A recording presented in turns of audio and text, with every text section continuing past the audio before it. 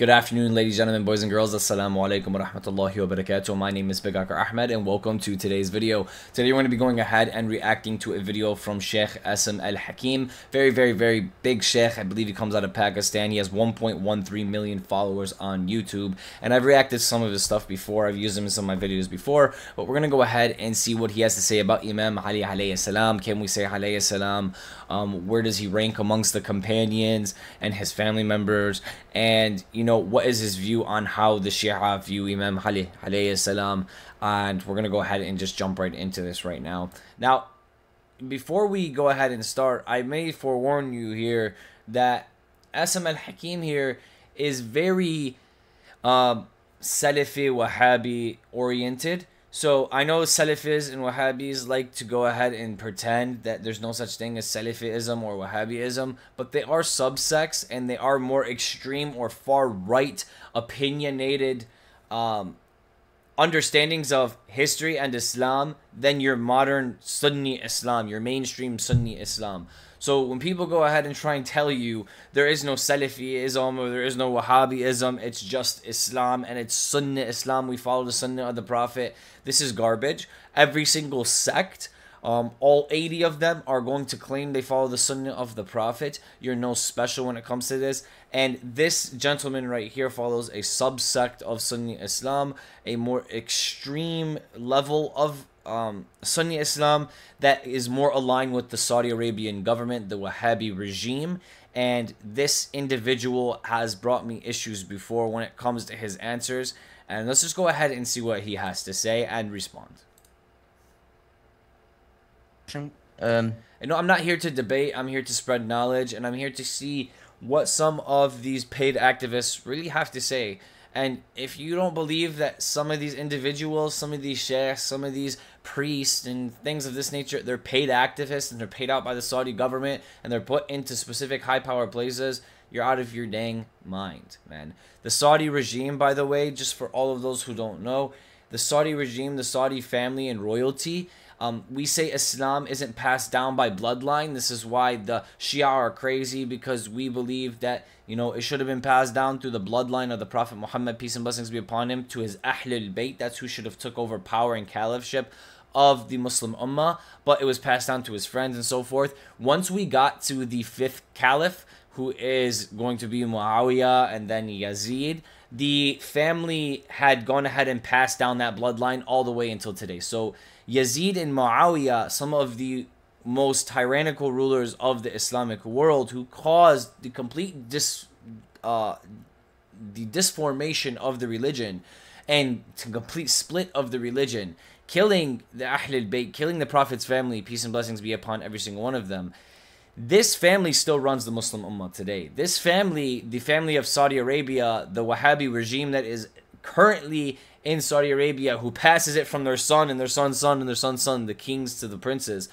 This is the same exact bloodline that has been passed down since Yazid and Muawiyah 1400 years ago. So for all of those who say, no, you know, Shias are crazy, they don't want the Prophet's family to go ahead and lead Islam, they don't want the Prophet's family to be the best examples of the Quran and the Prophet, but we want Yazid and his family to be the ones who rule and regulate everything of Sunni Islam and mainstream Islam today, and the Wahhabi regime to go ahead and control Islam from the inside out, and their family bloodline should control it from inside out. You are insane and you are out of your mind from my own perspective here. So, and like I said before, this is not a debate. This is not me trying to go ahead and attack Assim Al-Hakeem here or Sunni Islam or the narrative here.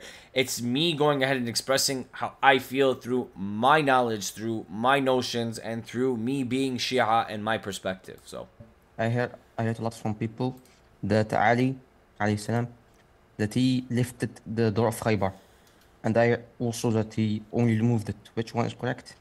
First of all, we do not say Ali alayhi salam to distinguish him from all the companions.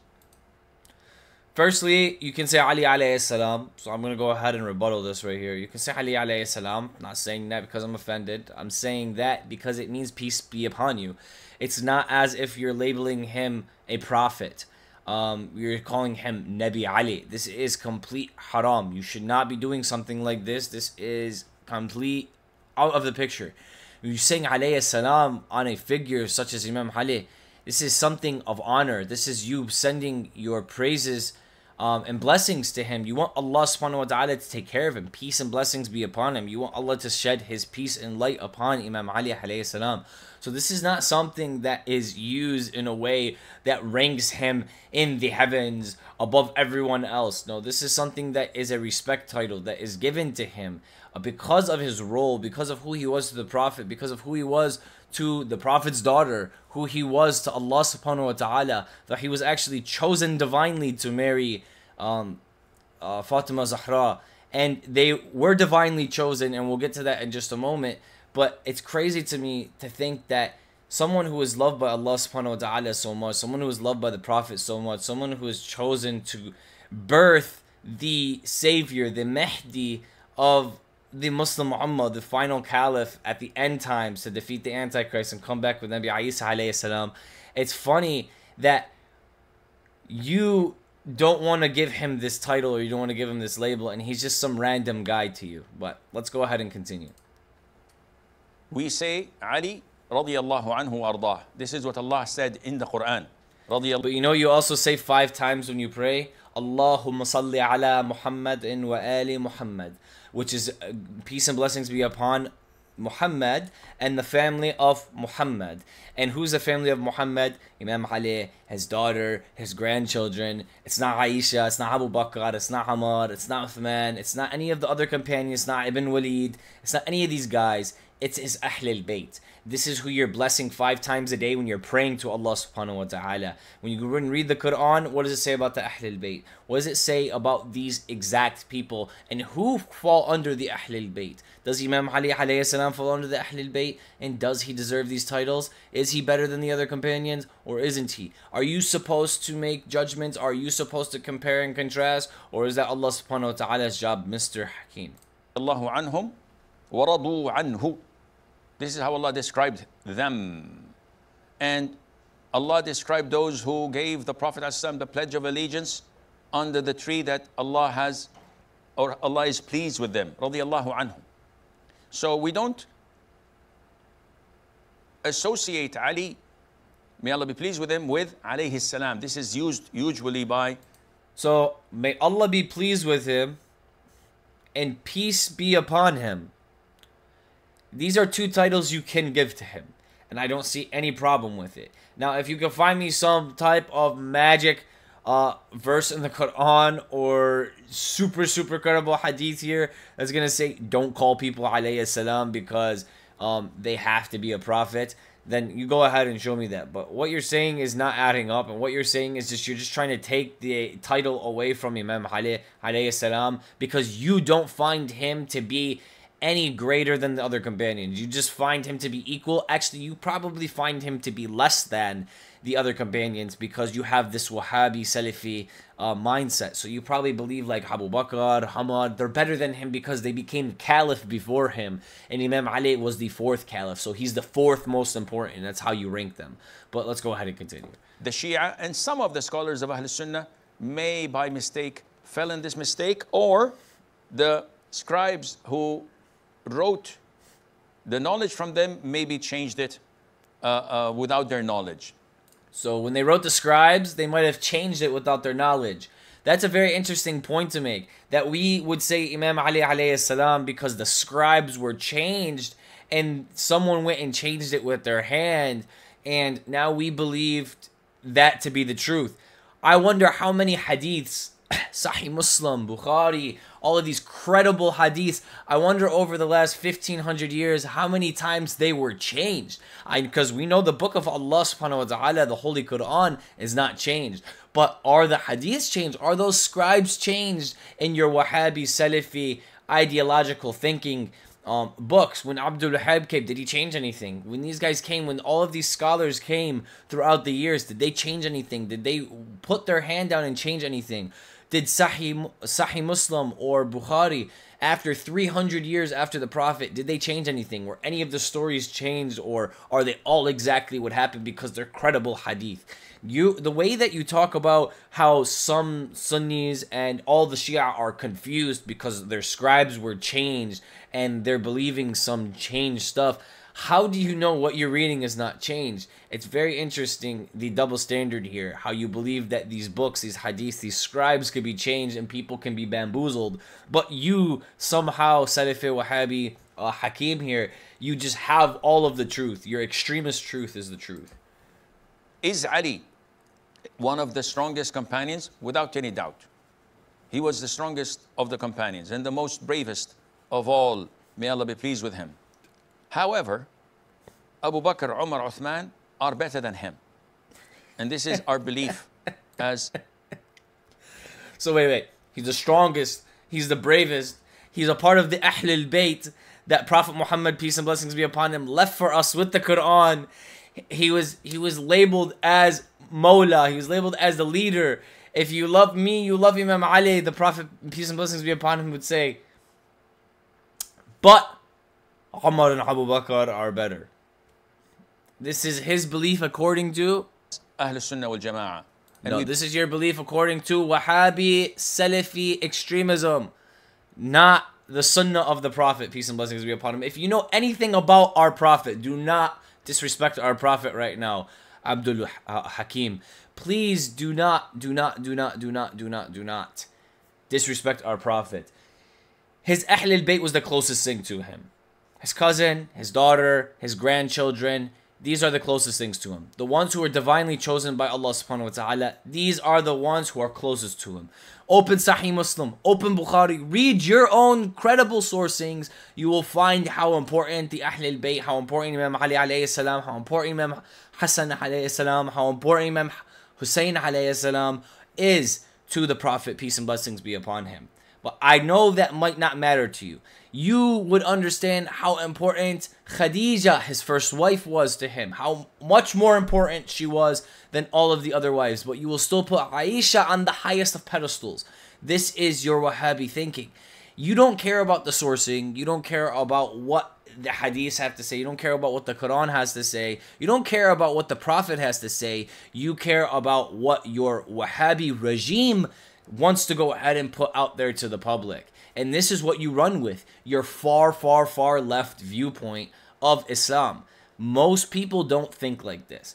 And you would defend Yazid, you would defend Muawiyah, you would defend the killers of the Ahl al-Bayt, you would defend the murderers of the Prophet's grandchildren, you would defend the people who split Islam into pieces and still run Islam today. We believe that they're all in Jannah and that the Prophet died while being pleased with them. And Abu Bakr and Umar are buried next to the Prophet ﷺ in his home, in the house of... The Prophet died pleased with Umar. 3 days before the Prophet died, the last time he saw Umar was the last time he kicked him out of his house. So if he was so pleased with Umar, tell me why, when he asked someone for a pen and a paper so he could write something down so that the companions wouldn't go astray, did Umar tell the Prophet, no, you're not getting a pen and paper, you're not writing anything down, we have the book of Allah, we have the Holy Quran, that's good enough for us? And he caused an argument in front of the Prophet while he was laying on his deathbed, and he got himself and all of the other companions kicked out of the Prophet's house, and the Prophet, peace and blessings be upon him, died 3 days later. That was the last time Umar saw him, when he was displeased with him, when he was kicking him out of his house, when Umar was telling the Prophet what was right and what was wrong, what they needed and what they didn't need, and was denying the Prophet something while he was laying on his deathbed. That's how the Prophet, peace and blessings be upon him, died, displeased with Umar, as Umar was denying and commanding the Prophet on his deathbed. Don't sit here and lie to the public. This is what I'm saying, bro. And like I said before, this is not like an attack against this individual right here. This is me churning and cringing because of his lies. This is complete lies to say that the Prophet died pleased with Umar or pleased with Abu Bakr. When the Prophet died, his daughter Sayyidina Fatima was very displeased with Abu Bakr. And what does the Prophet say? Whoever angers my daughter angers me. You're telling me the Prophet died pleased with Abu Bakr as well? Abu Bakr and Umar ran away and had their own secret voting and meeting to see who would be the caliph, and left Imam Ali out while Imam Ali alayhi salam was tending to the Prophet's funeral, tending to the Prophet's body. They're running around playing power games over here, and these are the people who are more loved by Allah subhanahu wa ta'ala. These are the ones who are more loved by the Prophet, peace and blessings be upon him, than Imam Ali alayhi salam. So sick. Aisha. Thirdly or fourthly, who's counting? His home in the house of Aisha. Thirdly or fourthly, who's counting? Whether he carried the gates or opened it, it doesn't matter, because what counts is that he was strong. But was he a Superman? He could fly. He could do things that others can't do? No. He was a human being, but indeed one of the finest specimens of all. May Allah be pleased with him. And he was strong. So there is no need to exaggerate and affiliate stories of superheroes with him that are not authentic or logical even, and Allah knows best. Habibi, Hakeem, Asim, bro. There's no way you're calling this a superhero story. Just because he lifted the door of Khaybar doesn't mean that it's a superhero story like Iron Man that you're trying to paint into people's heads here. Just because he lifted the door of Khaybar doesn't mean any of that. You know, he's with the Prophet of mankind.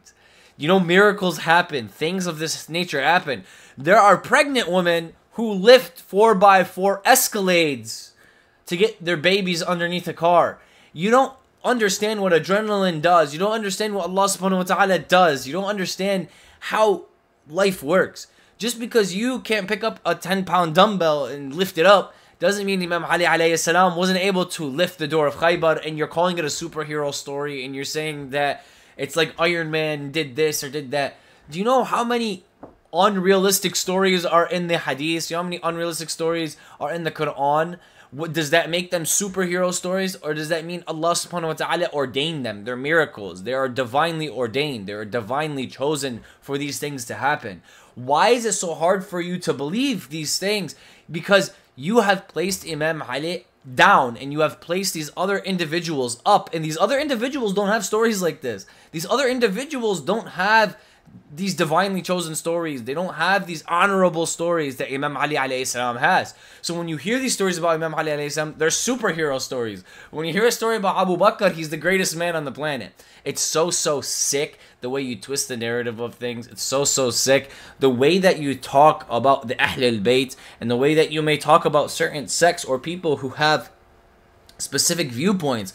And it's sad because you have this Wahhabi, Salafi, extremist view. And like I said before, there are subsects of every single sect of Islam. When it comes down to the two major sects, there is Sunni, there is Shia, then there is subsects underneath them. This individual right here is very much aligned with the Saudi government. The Saudi government, who is best friends with the West, the Yahudis, the Israel. These are the best friends. This is the bloodline of Zionism. This is the Zionism of the Muslim world. Zionism is not just Judaism. Zionism is much further than Judaism. It is the takeover of the Middle East. It is the thought process that you are the divine, or you are the great bloodline, right? And Yazid ibn Muawiyah is Yahudi. He is from this Zionist party that has been passed down for generations and generations.